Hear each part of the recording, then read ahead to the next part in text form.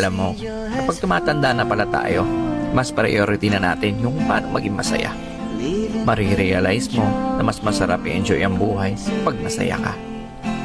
Di mo kailangan makipagtalo sa mga taong walang bilib sa'yo as long as nag-enjoy ka naman sa ginagawa mo. Maiksi lang ang buhay natin, hindi natin kailangan makipag-argumento. Positive people will always choose happiness. Kaya kung saan ka masaya, tuloy mo lang. Enjoy lang natin ang ating buhay kung saan tayo nagiging masaya. Did what I did because I love her so. Will she